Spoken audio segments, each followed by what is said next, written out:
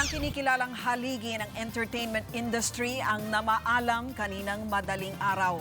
Sa edad na 82, pumanaw ang binansagang master showman na si Herman Moreno dahil sa cardiac arrest. Mula sa Mount Carmel Parish sa Quezon City, umaksyon live si MJ Marfori. MJ, sino-sino ng mga malalapit kay Kuya Germs na nandyan? Yes, Lucy, nandito na nga kanyang buong pamilya at mga mahal sa buhay at pasado alas 6 ng gabi ay dumating na dito ang mga labi ni Kuya Germs. Pero balikan muna natin ang mga huling sandali ng ating master showman. Napasugod ang ilang katrabaho ni Herman Moreno sa St. Luke's Medical Center kagabi. Alas 7:30 ng umaga kahapon nang itakbo rito ang master showman matapos atakihin sa puso. Enero rin noong nakaraang taon nang makasurvive sa stroke si Kuya Germs. Pero sa pagkakataong ito, masama raw talaga ang kanyang lagay. Actually, straight line na siya eh. But we were able to revive him. And then all throughout the day, up and down, okay pa siya. Alas 3:20 kaninang madaling araw, tuluyan ang binawian ng buhay ang master showman. Sabi namin kay Federico, bumulong ka na, ayaw ka naming nahihirapan. If you have to go, okay na kami. Agad bumuhos ang pakikiramay mula sa mga binildop niyang artista, kabilang na sina Lea Salonga at Lotlot de Leon.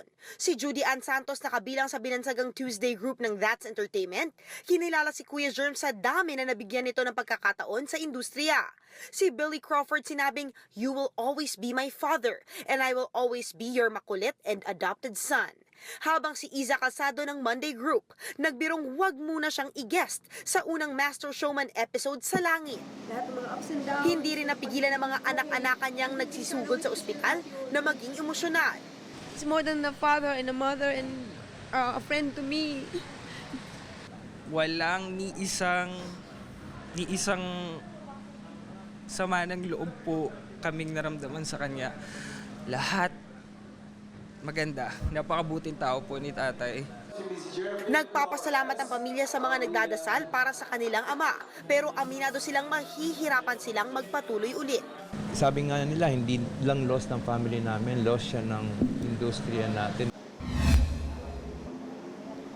Lucy, kanina naman ay nakausap na nga natin ang anak ni Kuya Germs na si Federico Moreno at nakwento nga niya na hindi raw nila nahanda ang sarili para sa pagpanaw ng ama ng kanilang tahanan. Pero ito nuturing na rin nilang blessing in disguise ang naging health scare ni Kuya Germs last year dahil nagawa raw nilang pagtuunan ng pansin ng ama.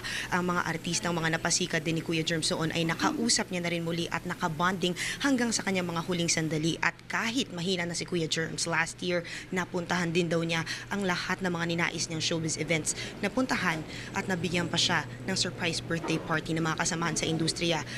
Binahagi naman ni Federico ang kanyang mga huling sandali kasama ang kanyang ama. It wasn't a good one actually because the night before we brought him to the hospital, I brought him to the doctor for a checkup. So it's so ironic. Then when we went to his occupational therapist first, then we went to the checkup, then he'll make lagari na to the PT.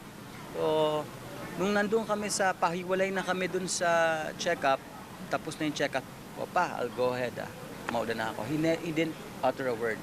Normally, sige, na, ganun yan. "Oh, sige, Freddy." He didn't utter a word. So sabi ko, "Oh my God, diretso ako, lakad ako."